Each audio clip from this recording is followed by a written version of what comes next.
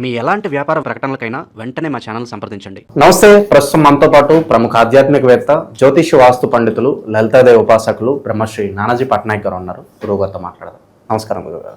శ్రీమాత్రే నమః.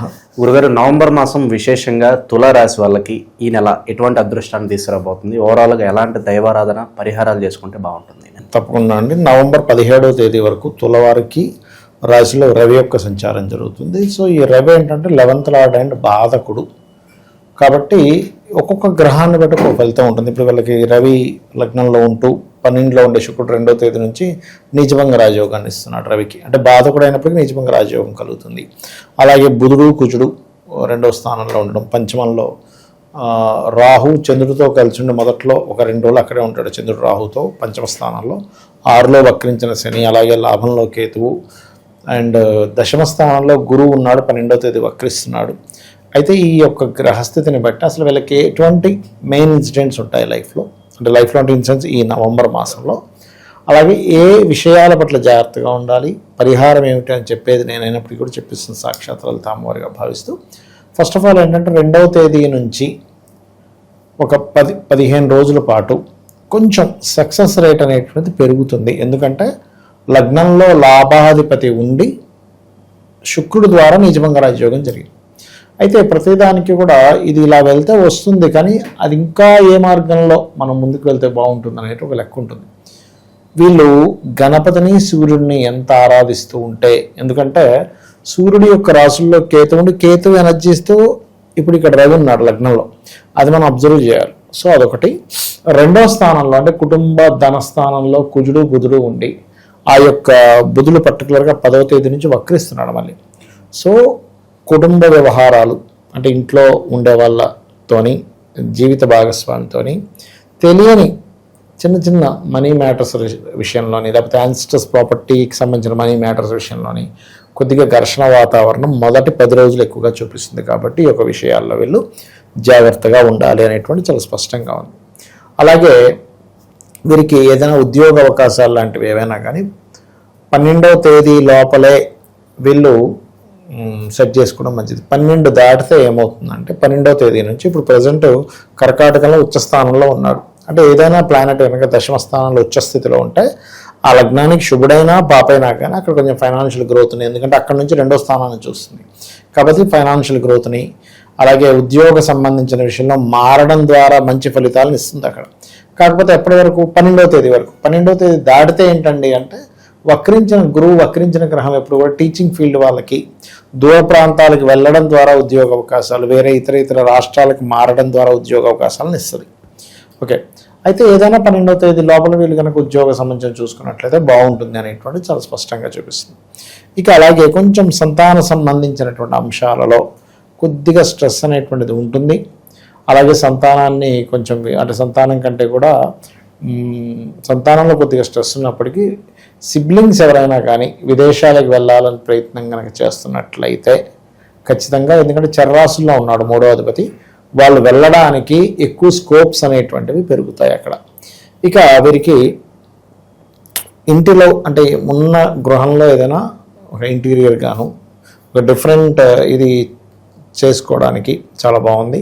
Cinema field వాళ్ళకి, క్రియేటివ్ ఫీల్డ్లో ఉండేటువంటి వారికి కొత్త అవకాశాలు ఖచ్చితంగా వస్తాయి పంచమ రాహు అవడం వల్ల. అలాగే ఈ పంచమ రాహు ఉన్నందుకు ఒక్కొక్క జాతకానికి ఒక్కొక్కరితో అంటే ఒక్కొక్క దేవతా అనుష్ఠానము, దేవతా అనుగ్రహం అవసరం ఉంటుంది.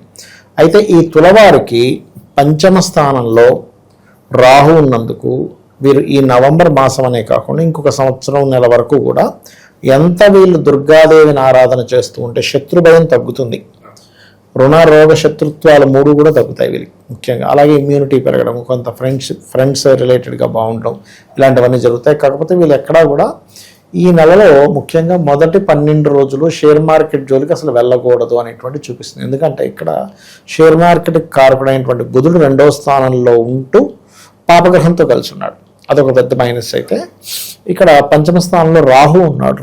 రాహు ఉన్నటువంటి నక్షత్రాన్ని, రాహు 6వ స్థానంలో ఉండే శని రాహు నుంచి కనెక్ట్ అవుతున్నప్పుడు ఏమైపోద్ది అంటే మనకేదో వచ్చేస్తుందిలే, ఇన్ని లక్షలు పెడితే వచ్చేస్తుంది అనే ఒక థాట్లో వెళ్తూ ఉంటారు. కాబట్టి షేర్ మార్కెట్ జోలికి వెళ్లకుండా, అది కాకుండా బుధుడు ఈ షేర్ మార్కెట్కి ట్రేడింగ్కి కారకుడు, ఆయన శత్రువుతో ఉన్నందుకు దశమ స్థానంలో గురువు స్ట్రైట్గా ఉన్నాడు, ఉచ్చస్థితిలో ఉన్నాడు. కాబట్టి మిగిలినంత మటుకు ఈ కెరియర్ డెవలప్మెంట్స్ మీదే కాన్సన్ట్రేషన్ చేసుకోవడం మంచిది.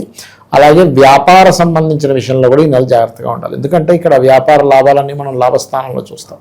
సో లాభంలో కేతు ఉన్నాడు, వ్యాపారానికి మూలకారకుడైనటువంటి బుధుడు కుజుడితో ఉన్నాడు. కాబట్టి వ్యాపారాల విషయంలో తొందరపడేది ఇన్వెస్ట్మెంట్ చేయడం ఇలా చేయకూడదు. ఎందుకంటే తులవారికి 12వ స్థానాధిపతి వచ్చి 2వ స్థానంలో శత్రువుతో గెలుచున్నాడు. కాబట్టి ఇన్వెస్ట్మెంట్స్కి చాలా జాగ్రత్తగా ఉండాలనేటువంటి చాలా స్పష్టంగా చూపిస్తుంది. ఇక వివాహ సంబంధించిన విషయాలు మొదటి 12 రోజులు కూడా దూరపు సంబంధాలు లేదా విదేశాల్లో ఏదైనా మేనమామ బావ ఈ వరుస వాళ్ళలో ఉన్న వాళ్ళతో కొంత సెట్ అవ్వడం ఇటువంటివి ఎక్కువగా చూపిస్తున్నాయి.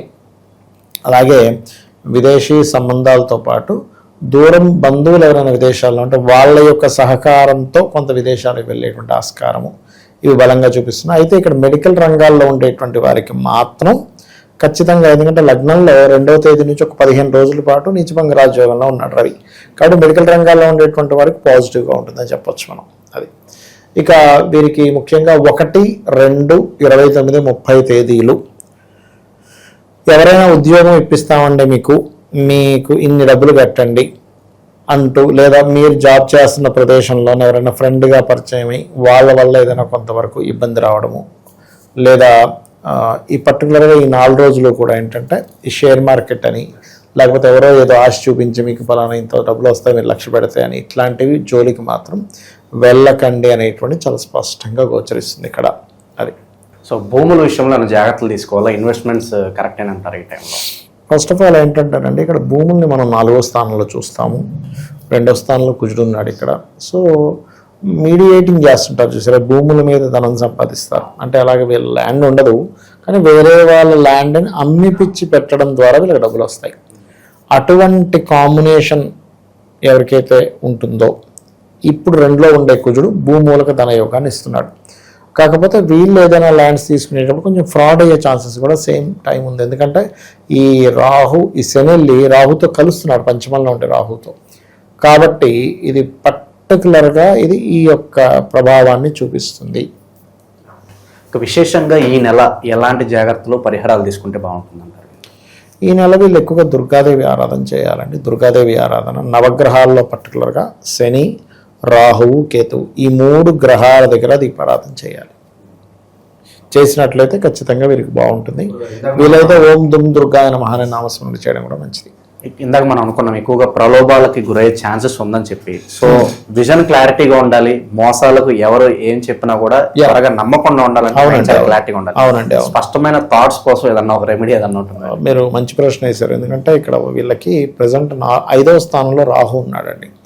5వ స్థానంలో రాహు ఉన్నప్పుడు ఏంటంటే పంచమ స్థానం అనేటువంటిది ఆస్ట్రాలజికల్ పరంగా ఆలోచన స్థానం. ఎప్పుడైనా రాహు ఉన్నప్పుడు ఏం చేస్తాడంటే లేని దాన్ని క్రియేట్ చేస్తుంటాడు. ఇది వచ్చేస్తుంది అంటే ఒక మంచి ఉద్యోగం వచ్చింది ఉదాహరణకి, ఇదిగా దీనికన్నా ఇంకా గొప్పది వస్తుంది.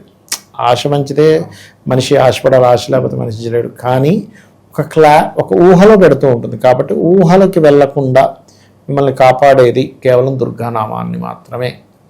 ఎంత వీళ్ళు దుర్గా చేసుకుంటే అంత బాగుంటుందండి వీళ్ళకి.